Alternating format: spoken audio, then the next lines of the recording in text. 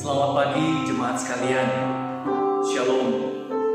Sungguh mengucap syukur pada Tuhan bahwa di hari Minggu ini kembali kita berkesempatan untuk beribadah. Dan kita tahu itu anugerah yang Tuhan berikan kepada kita. Dan biarlah sungguh setiap kita boleh datang di hadapan Dia dalam ibadah ini, hati yang bersyukur, hati yang sungguh-sungguh mau memuji dan menyembah Dia. Mari mengawali akan kebaktian kita pada pagi hari ini. Kita mengambil waktu teduh secara pribadi di hadapan Tuhan.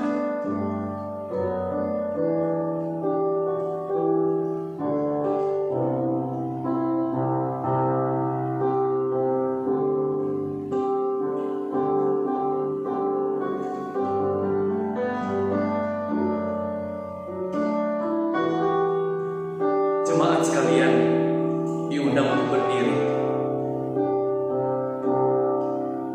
Ibadah pagi ini kita mulai dengan mengakui bahwa pertolongan kepada kita adalah dalam nama Tuhan yang menciptakan langit dan bumi.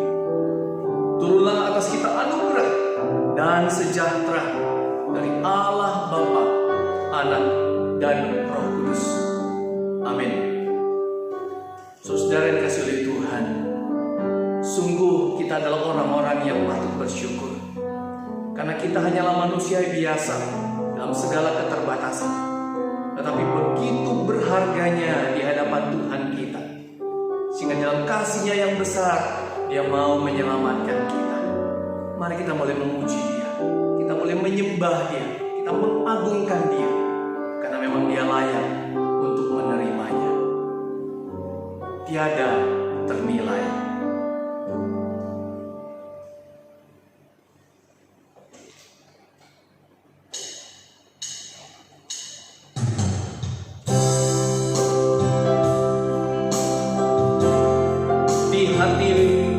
Di dalam hatimu Tuhan terukir nama-Mu, di matamu terlukis wajah-Mu, dan itu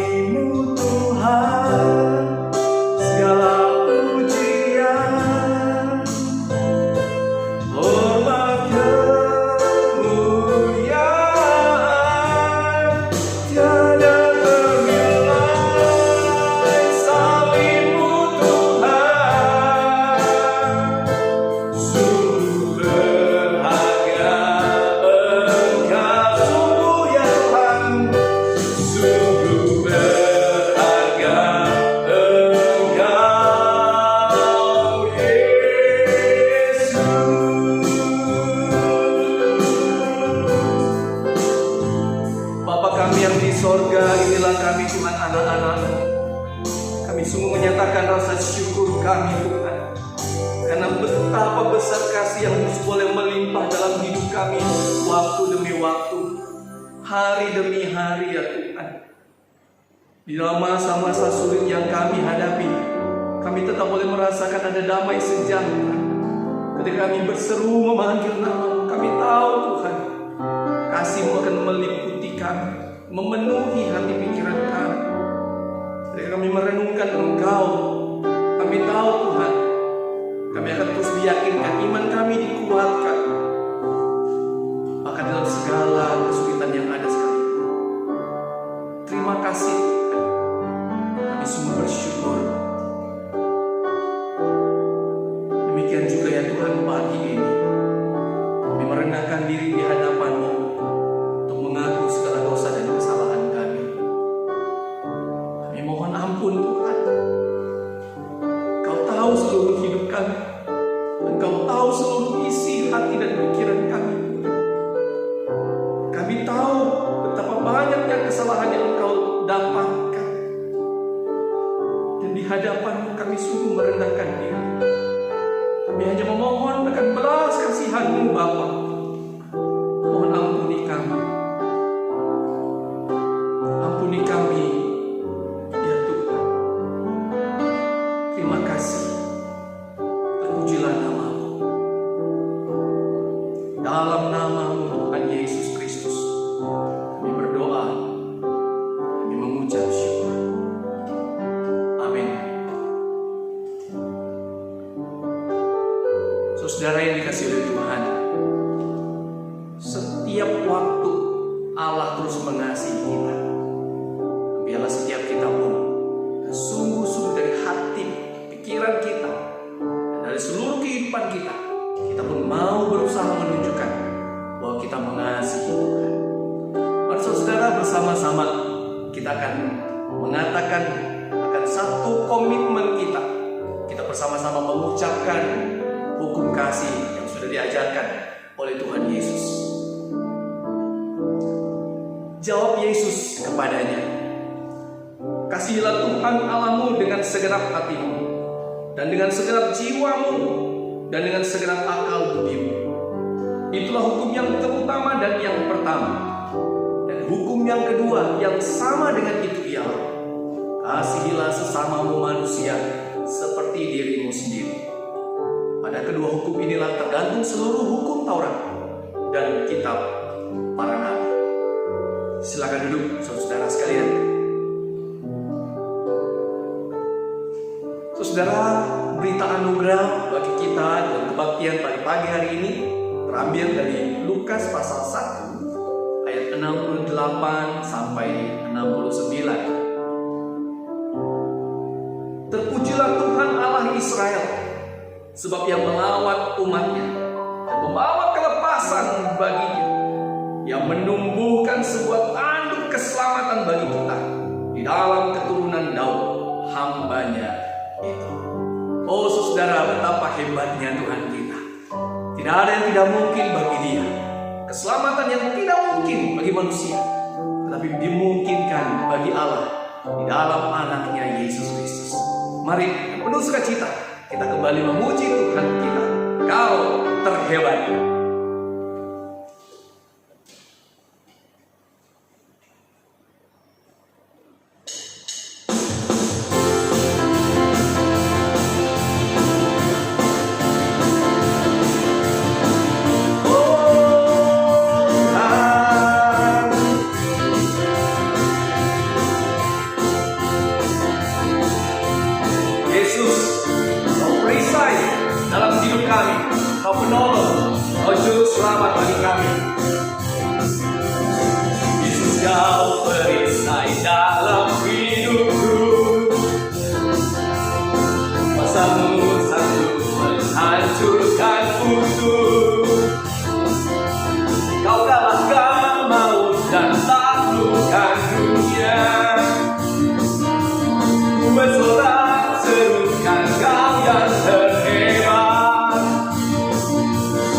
Kasih-Mu nyata di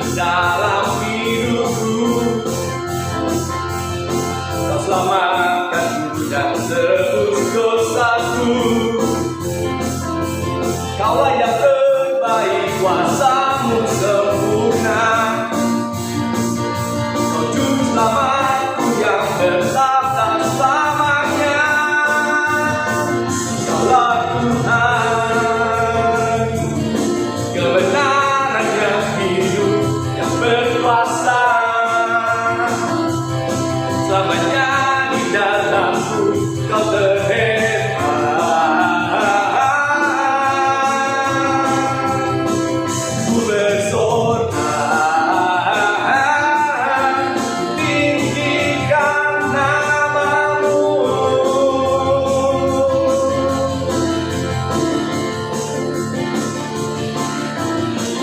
kasih-Mu nyata ya Tuhan di dalam hidup kami.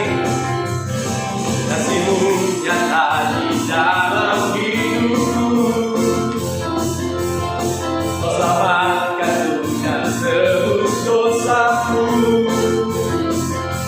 Kaulah yang terbaik, kuasa-Mu sempurna. Kau juru selamatku yang bertahta selamanya.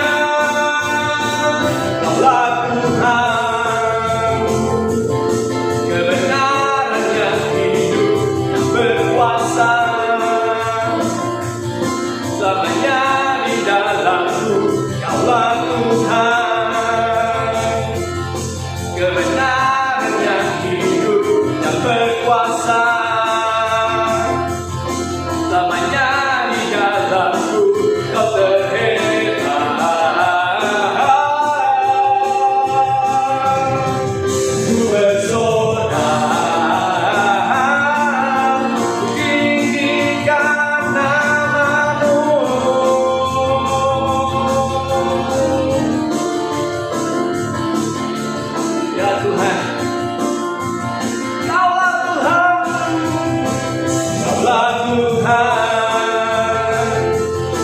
kebenaran yang hidup, yang berkuasa. Selamanya di dalam-Ku Kaulah Tuhan. Kebenaran yang hidup, yang berkuasa. Selamanya di dalam-Ku Kau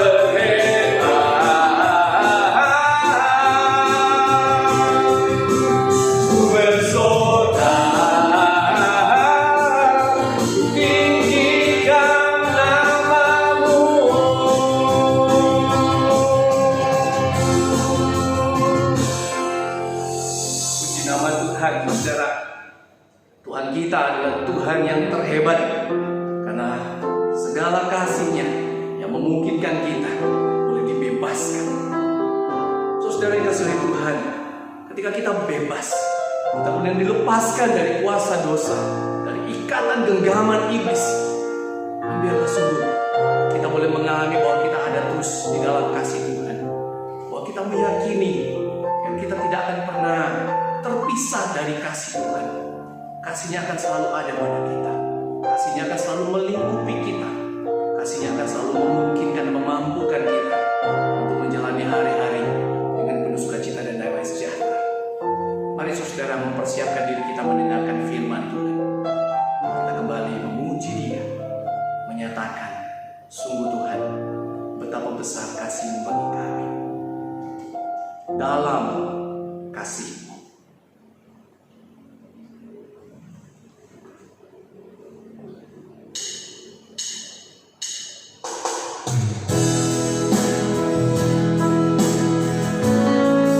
Tiada seperti Kau, ya Yesusku. Kasih-Mu mengubah semua dukaku.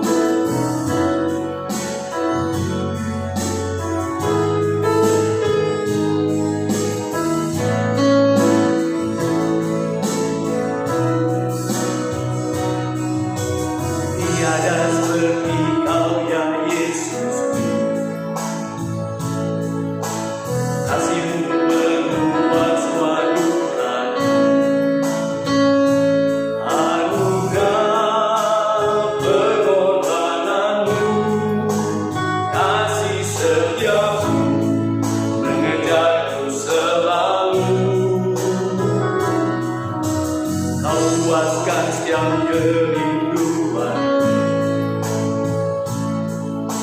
Kasih-Mu mengubah nabi, anugerah pengorbanan-Mu, kasih setia-Mu mengejar selalu.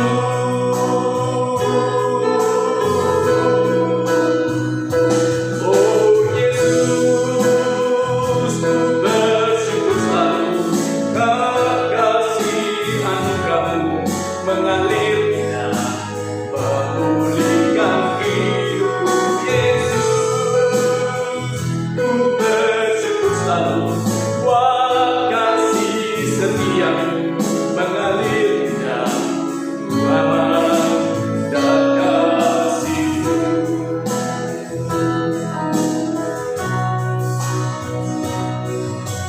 Kau puaskan setiap kerinduan, kasih-Mu mengubah setiap hidupku, anugerah pengorbanan-Mu, kasih setia-Mu mengejar selalu.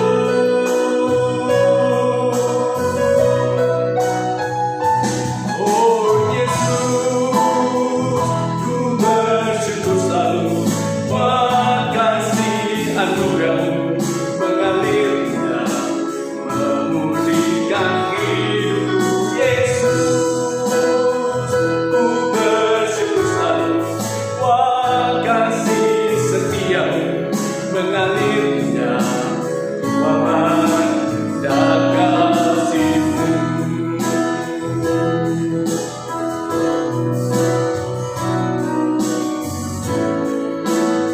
Oh Yesus, ku bersyukur. Oh Yesus, ku bersyukur selalu, wah kasih anugerah-Mu mengalir indah, memulihkan hidup. Yesus, ku bersyukur selalu, wah kasih setia-Mu mengalir indah, ku aman dan kasih-Mu. Ku aman ya Tuhan, ku aman dan kasih. Ku aman ya Tuhan, ku aman dan kasih-Mu.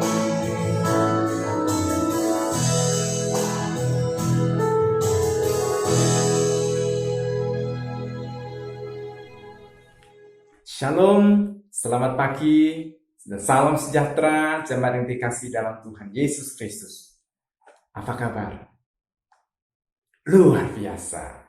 Puji Tuhan, minggu ini kita kembali bisa bertemu lagi dan kita mau mendengarkan firman Tuhan yang saya ambil dari Injil Matius pasal 6 ayat yang ke-19 sampai 21. Injil Matius pasal 6 ayat 19 sampai 21. Demikian bunyi firman Tuhan. Janganlah kamu mengumpulkan harta di bumi. Di bumi ngengat dan karat merusakkannya, dan pencuri membongkar serta mencurinya. Tetapi kumpulkanlah bagimu harta di sorga.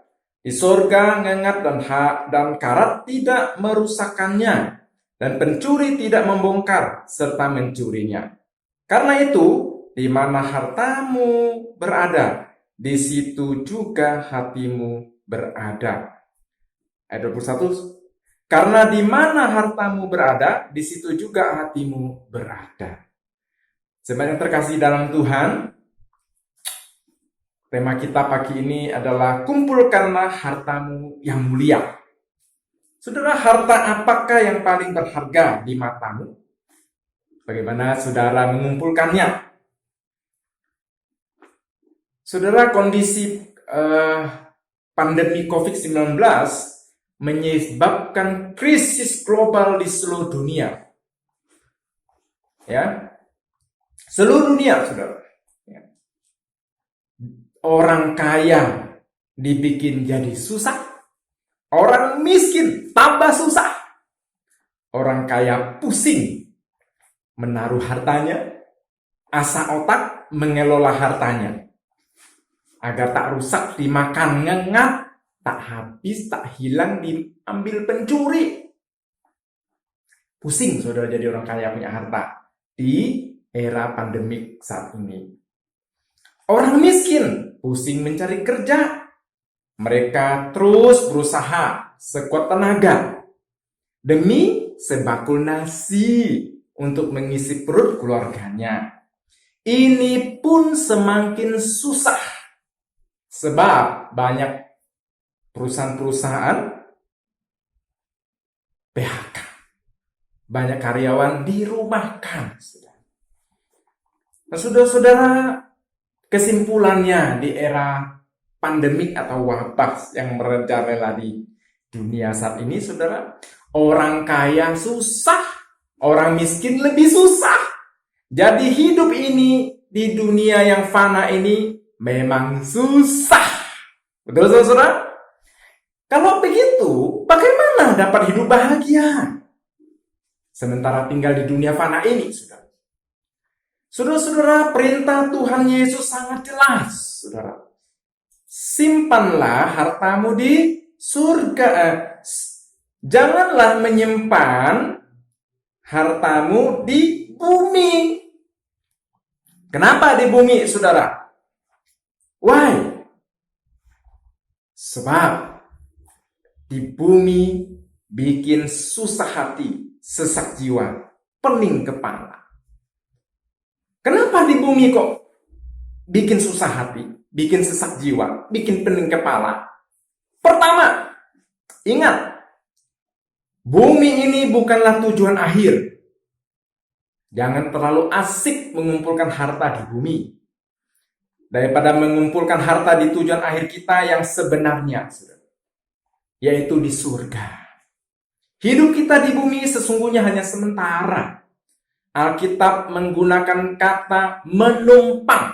Menumpang itu kayak kita bikin tenda atau kemah. Karena Petrus ini adalah orang Yahudi, jadi dia tahu sama sekali kisah perjalanan nenek moyang mereka keluar dari Mesir. Bagaimana mereka berpindah-pindah dari satu tempat ke satu tempat yang lain. Mereka harus membangun tenda. Dan tenda itu ada skema ya, dulu itu skema sama tenda. Jadi harus dipindah-pindah. Itulah gambaran tepatnya hidup kita di dunia. Sebentar saja dia sudah harus berpindah. Dan Yakobus lebih parah lagi, mengungkapkan apakah hidup manusia. Hidup manusia itu seperti uap. Saudara pernah masak air buat minum kopi? Nah, tahu itu apa itu uap. Sebentar saja dia naik, hilang.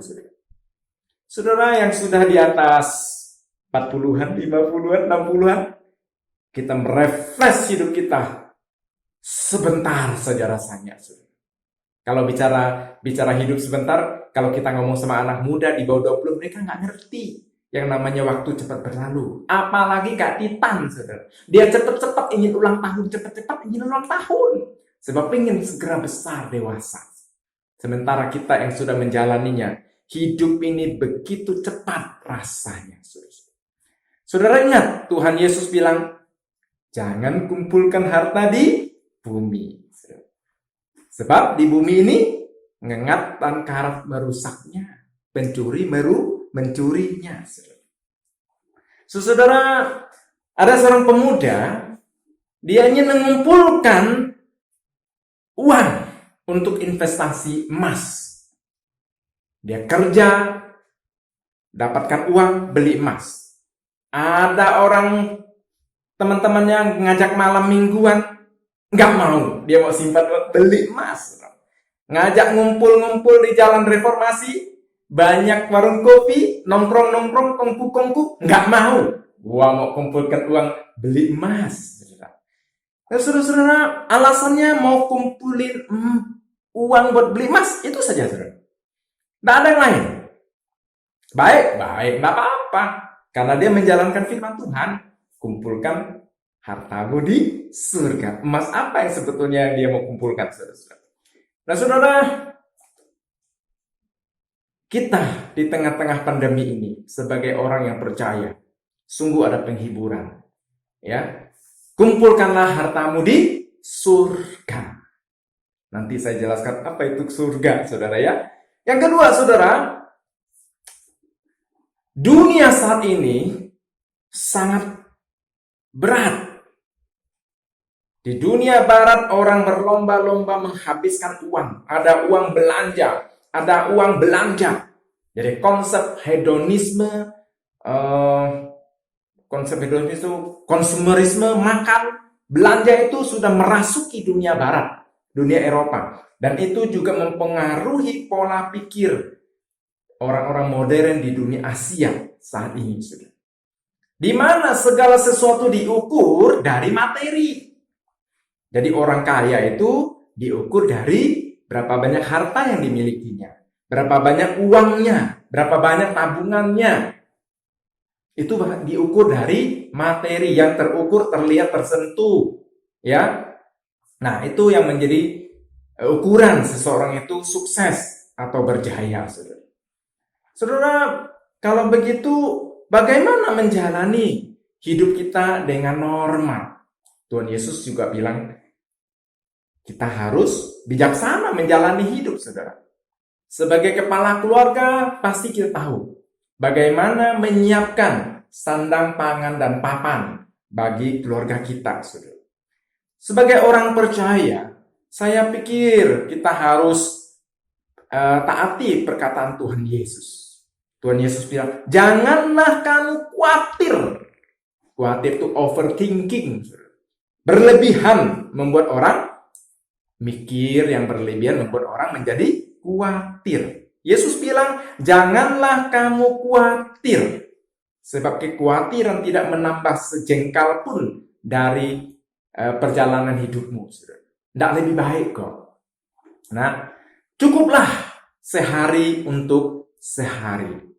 Rasul Yohanes menuliskan bahwa dunia ini sedang lenyap dengan keinginan daging dan keinginan mata, serta keangkuhan hidupnya. Karena itu, sepatutnya kita memikirkan perkara-perkara yang di atas. Di atas artinya progresif, maju. Ya, mikirin perkara-perkara besok. Bukan hanya habis buat sehari saja. Karena tuh firman Tuhan bilang, belajarlah pada semut.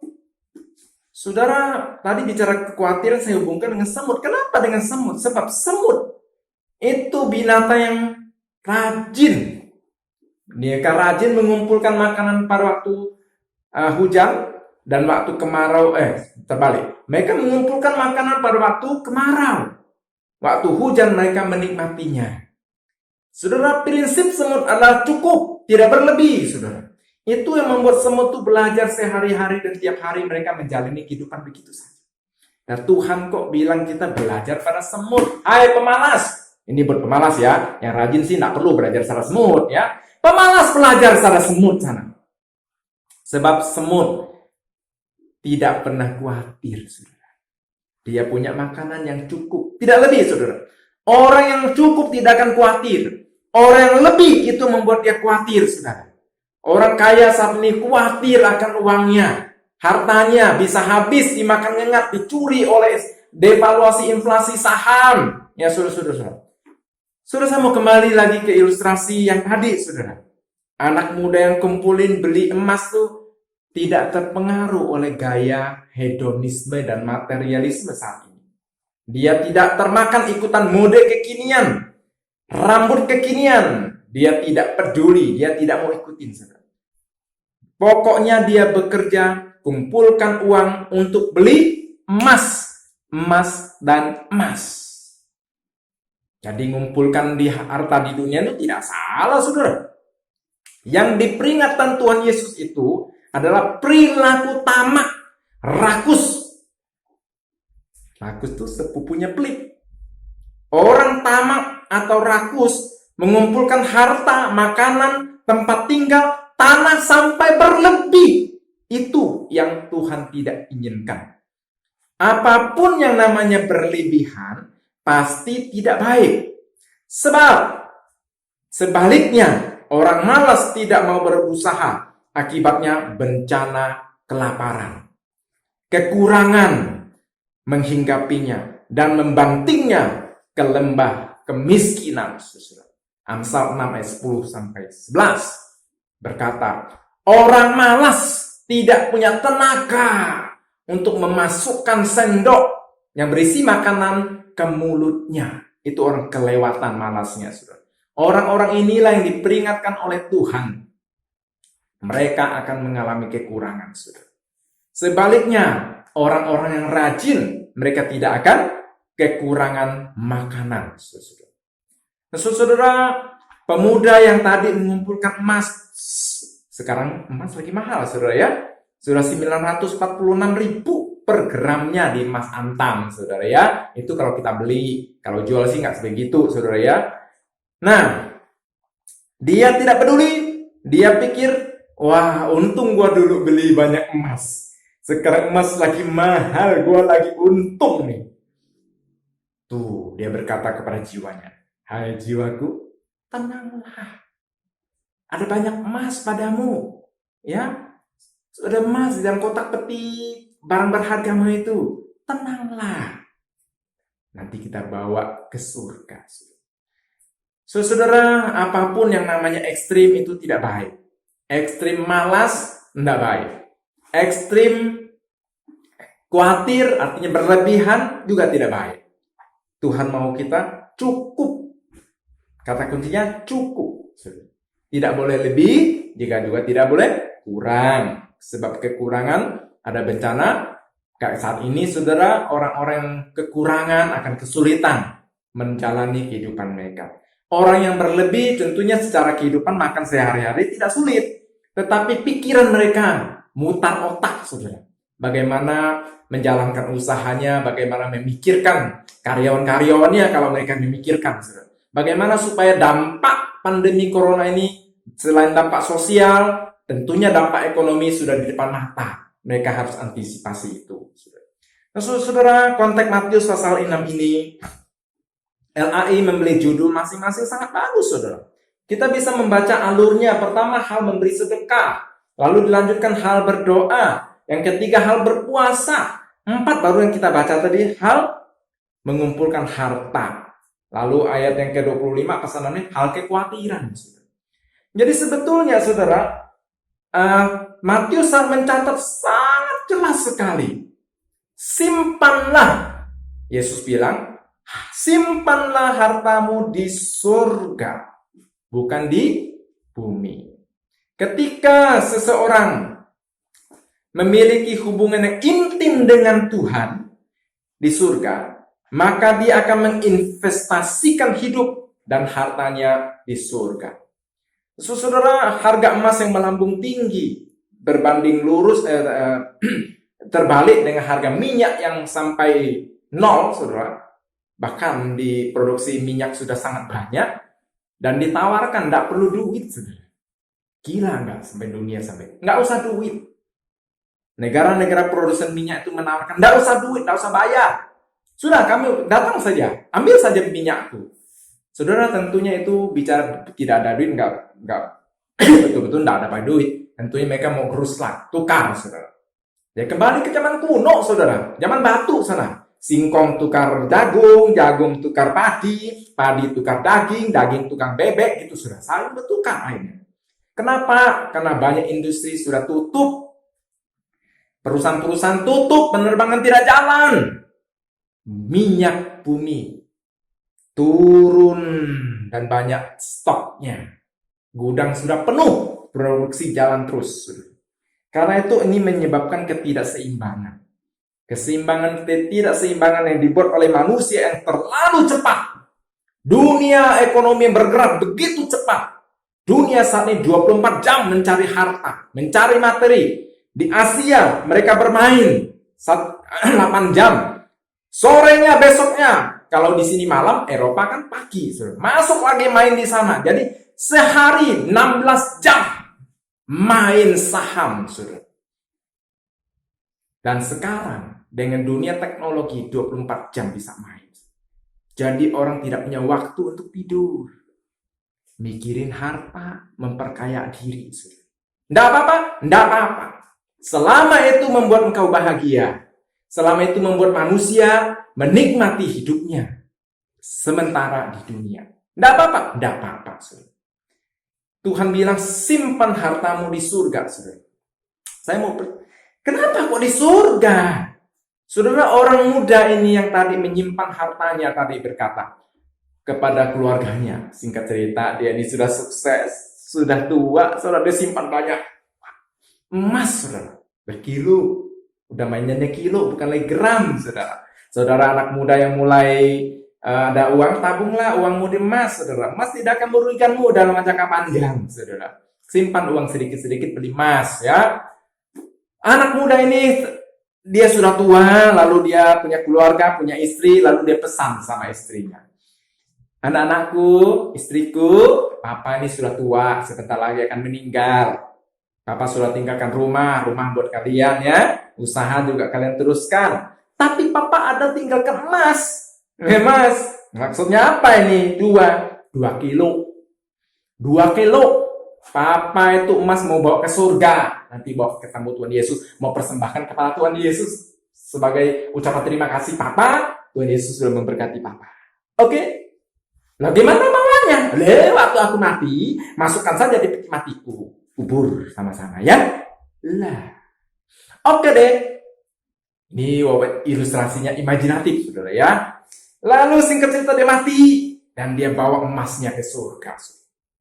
Dari jauh sudah dia melihat, wow, pintu gerbangnya berkelap-kelip penuh dengan intan permata. Betapa indahnya. Lalu dia berjalan, jalannya kok aspalnya kok kuning-kuning, bukannya hitam. Ini aspal apa ya? Ternyata jalannya dari emas.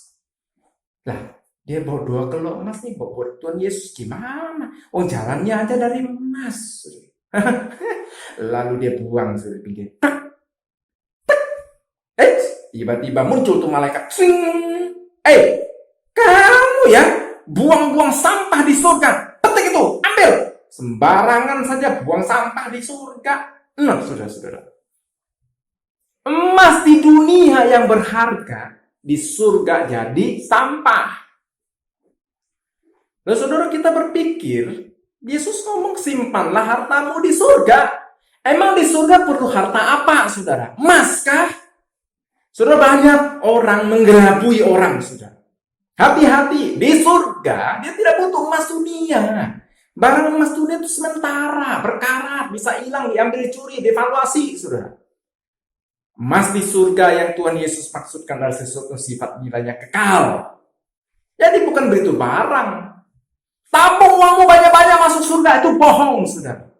Kalau bawa uangmu persembahkan di gereja, nilainya Tuhan catat memang. Untuk apa? Untuk menambah imanmu, rasa cintamu kepada Tuhan. Yes.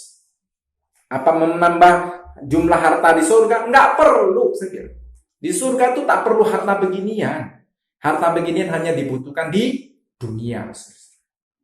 Jadi, saudara, Barclay berkata, kata simpanlah hartamu di surga. Kata surga, ingat, Matius ini orang Yahudi, saudara. Mereka menyebut Tuhan itu kadang-kadang dikonotasikan dengan kata heaven, sorga, Uranus. Nah, orang Tionghoa juga sedikit kadang-kadang menyebut Tuhan yang di atas itu disebut Shangti, itu disebut Tian. Nah, Lao Tian, nah, Tuhan yang maha tua itu, nenek moyangnya itu. Nah, itu siapa? Itu Tuhan itu, disebut Tian. Nah, kalau di Ibrani disebut Uranus, diterjemahkan heaven, langit, sorga. Nah, sebetulnya menurut saya surga yang dimaksud oleh Tuhan Yesus, simpanlah hartamu di dalam Tuhan. Tuhan di mana? Kalau Tuhan itu ada di hatimu, maka engkau akan tenang. Segala harta milikmu, engkau akan tenang sebab ada Tuhan beserta. Baik harta di dunia ini pun, engkau diberkati dengan kaya raya, hartamu pasti jadi berkah. Dan engkau tidak khawatir akan hartamu itu, mau diamalkan apa, enggak pusing. Kenapa? Harta sesungguhnya adalah imanmu. Ketika imanmu di dalam Tuhan, engkau akan menikmati hidupmu yang berlimpah di dalam Tuhan. Itulah harta yang pertama, iman. Jadi simpanlah hartamu di dalam surga, bukan di bumi. Artinya berimanlah kepada Yesus Kristus yang ada di surga, bukan beriman kepada hartamu yang ada di bumi. Harta itu bicara apa? Segala sesuatu yang kau miliki dan yang paling berharga di dalam hidupmu. Itu disebut harta. Kalau kau menganggap, saudara dan saya menganggap iman ada yang paling berharga, maka mari arahkan iman kita kepada Kristus, bukan kepada materi. Materi bisa rusak. Iman kepada Kristus tidak akan rusak. Sebab pada akhirnya Yesus datang kedua kali ke dunia ini. Yang dicari bukan harta kita, berapa banyak tabungan kita di bank, berapa megah gereja yang sudah kita bangun, bukan itu. Tuhan bertanya, adakah iman di hatimu? Saudara, betapa malunya kalau Tuhan datang, lalu didapatin kita hamba Tuhan, para pengurus majelis tidak punya iman. Betapa memalukannya kita, saudara. Tidak sanggup kita memandang Tuhan. Karena itu, simpanlah iman kita. Taruhlah iman kita kepada Kristus di tengah-tengah pandemi corona ini. Saudara, kita tidak tahu apa yang terjadi di dunia. Saya sendiri menjalani hari demi hari sambil bersyukur. Mengucap syukur Tuhan pimpin kami sepanjang hari. Malam bersyukur lagi Tuhan mengajarkan kami, menuntun kami melewati hari ini. Besok begitu lagi. Karena tidak seorang pun yang tahu hari esok akan terjadi apa. Kesusahan sehari, cukuplah sehari. Itulah orang yang punya iman di dalam Tuhan. Namun yakinlah, orang yang punya iman di dalam Tuhan, Tuhan akan menyingkapkan rahasia-rahasianya kepada orang yang beriman kepada Dia. Saudara, itu harta yang pertama, iman. Next, kita akan bahas harta yang kedua. Apa itu harta yang kedua yang harus kita simpan di surga? Amin. Mari kita berdoa. Tuhan Yesus, terima kasih untuk firman-Mu yang kami dengarkan. Bila firman-Mu ini sungguh-sungguh menguatkan iman kami, mendorong kami untuk mengasihi Engkau lebih sungguh, untuk menaruh kekhawatiran kami kepada Engkau, dan kami tidak ada kekhawatiran. Sebab kekhawatiran tidak menambah sejengkal dari kehidupan kami, Bapak. Ya Tuhan Yesus, kiranya Tuhan Kau menolong pemerintah kami dalam menangani COVID-19 ini. Demikian juga Kota Pontianak. Akan Tuhan pimpin para pengambil kebijakan, wali kota, DPR, dan Satpol PP, TNI, Polri, mereka bekerja keras untuk mengamankan pandemi ini supaya Kota Pontianak boleh segera keluar dari belenggu pandemi corona yang sedang mewabah ini. Mari Tuhan, kami semua umat-Mu mendukung apapun yang dilakukan oleh pemerintah untuk kebaikan bagi seluruh umat manusia, terutama kami warga di Kota Pontianak ini. Terima kasih Tuhan, dengarkanlah doa kami yang dipanjatkan demi nama Tuhan Yesus. Amin. Sampai ketemu di minggu-minggu mendatang. Tuhan Yesus memberkati kita semua. Amin.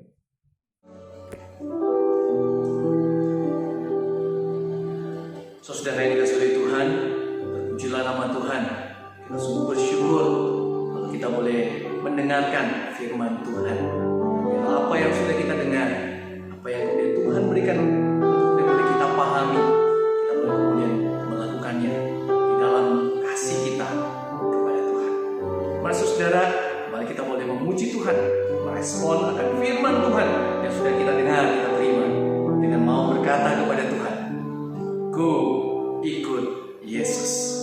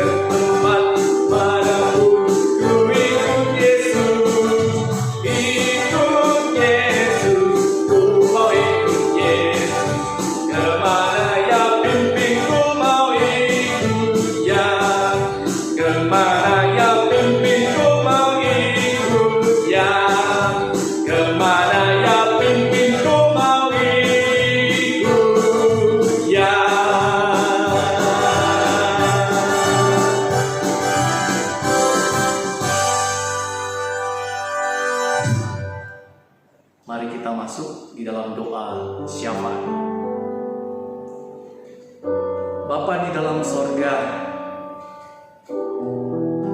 Jalan di depan kami dalam hidup yang harus kami kemudian lalui bukanlah sebuah perjalanan yang mudah ya Tuhan, tetapi sesuai dengan firman-Mu Engkau menyertai kami, dan karena itulah kami akan terus mengikut Engkau. Dan sungguh Tuhan, di dalam hari-hari yang kami jalani, hanya kepada-Mu kami bisa berharap. Terlebih di situasi saat ini Tuhan, kami tetap memohon Tuhan, ketika dunia ini masih harus menghadapi satu situasi karena wabah pandemi dari COVID-19. Kami mohon Tuhan tetap kuatkan kami dan berikan kami kesabaran menunggu waktu di mana Tuhan memulihkan dunia ini, memulihkan Indonesia. Kami tahu hari itu akan datang. Kami percaya kepada-Mu, kami berharap kepada-Mu Tuhan. Dan dalam waktu kami menanti ini Tuhan, berikanlah kami damai sejahtera, sehingga dalam seluruh aktivitas kami pun kami tetap boleh merasa tenang. Karena kami tahu Tuhan, ada banyak hal saat ini yang bisa membuat kami khawatir, bisa membuat kami gelisah, bisa membuat kami takut. Tuhan, karena itu juga kami memohon penyertaan. Kembali kami memohon penyertaan-Mu Tuhan, bagi setiap kami, kehidupan kami secara pribadi, keluarga kami, istri kami, anak, suami kami, anak-anak kami, orang tua kami, dimanapun mereka berada. Dan seluruh tanggung jawab kami yang tetap masih harus kami kerjakan, pekerjaan kami tetap memohon penyertaan dan perlindungan yang daripada Tuhan. Tuhan, hamba mohon, lindungi kami semua. Lindungi jemaat-Mu Tuhan, dimanapun mereka berada. Tuhan, dalam kondisi seperti ini, hamba tetap memohon kami untuk para pelayan-pelayan Tuhan, dalam pelayanan yang masih harus kami kerjakan, kami tetap bersemangat, kami tetap boleh bersuka cita, dan kami terus tetap yakin bahwa pelayanan yang selalu kembali untuk memuliakan nama Tuhan adalah pelayanan yang pasti diberkati oleh Tuhan. Terima kasih Tuhan. Karena itu juga Tuhan, melalui kemudian doa kami mau sungguh bersyukur ya Tuhan atas penyertaan-Mu bagi kami sampai saat ini. Hari demi hari, malam demi malam kami lewati. Kami tahu Tuhan menyertai kami. Kami tahu Tuhan menjaga dan melindungi kami Tuhan. Terima kasih Tuhan. Kami sungguh mengucap syukur. Terlebih iman di dalam Yesus Kristus yang Tuhan tetap pelihara. Tuhan, kami juga mengucap syukur untuk apa yang sudah Engkau perbuat. Engkau sudah menolong pemerintah kami. Ada terobosan-terobosan yang baru dari pemerintah kami ya Tuhan. Ketika kami mendengar kabar, ketika terus pemerintah berusaha dalam berbagai terobosan yang ada untuk menghadapi wabah COVID-19 ini khususnya di Indonesia. Ada langkah-langkah pencegahan, ada penelitian antivirus yang terus dilakukan. Sehingga kemudian pemerintah juga punya target-target yang ada. Tuhan, kami mengucap syukur dan kami tetap menyerahkan pemerintah kami dan seluruh perencanaan mereka, seluruh target-target mereka kami serahkan ke dalam tangan Tuhan. Jadilah sesuai dengan kehendak-Mu, seizin di dalam kedaulatan-Mu ya Tuhan. Demikian juga Tuhan, kembali kami semua mengucap syukur ketika kami gereja-gereja termasuk jemaat-Mu di Gereja Kristen Kalam Kudus Pontianak ini kami masih tetap bisa beribadah. Terima kasih Tuhan, terima kasih. Terlebih untuk firman yang sudah kami dengar pada pagi hari ini. Kami mengucap syukur Tuhan untuk firman. Biarlah firman itu memenuhi hati kami, pikiran kami, dan menuntun kami dalam seluruh kehidupan yang kami jalani. Terima kasih Bapa. Tuhan, Kau juga tahu masing-masing dari setiap kami pribadi, keluarga demi keluarga, di dalam apapun yang mereka gumuli, apapun mereka syukuri. Biarlah Tuhan, Engkau yang mendengar dan Engkau yang menyatakan seluruhnya sesuai dengan kehendak. Ini doa kami Tuhan, syukur kami, permohonan kami dan penyembahan kami bawa di dalam nama Tuhan Yesus Kristus. Amin. Jemaat yang dikasihi oleh Tuhan, kita akan mengakhiri kebaktian kita pada pagi hari ini. Saya mengundang saudara untuk bisa berdiri. Bersama-sama kita akan kembalikan segala puji, hormat, dan kemuliaan kepada Tuhan kita, karena memang Dia yang layak untuk menerimanya. Sama-sama kita pujikan doksologi.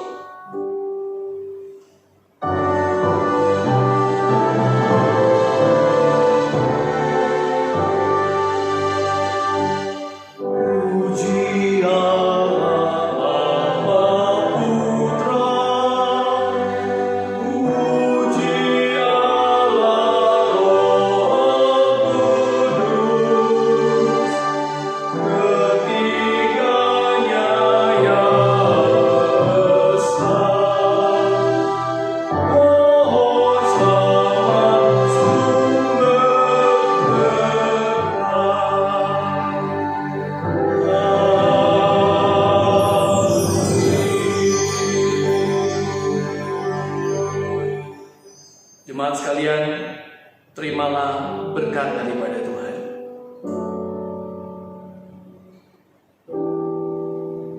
Kiranya kasih karunia yang berlimpah-limpah, damai sejahtera yang melampaui segala akal, serta kuasa firman yang mengubahkan, yang datangnya dari Allah Tritunggal, Bapa, Anak, dan Roh Kudus, kiranya menyertai, melingkupi, dan memenuhi seluruh hidup kita, keluarga kita, dari sekarang ini sampai selama-lamanya.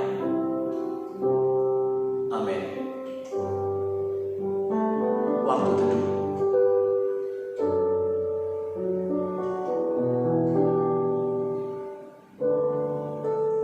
Demikian kebaktian kita pada pagi hari ini, saudara. Dan biarlah kita tetap dipenuhi dengan segala sukacita dan damai sejahtera kepada Tuhan. Sampai ketemu lagi dalam kebaktian di minggu yang akan datang. Kami berharap saudara terus dalam perlindungan dan berkat-berkat daripada Tuhan. Stay at home. Sampai jumpa lagi.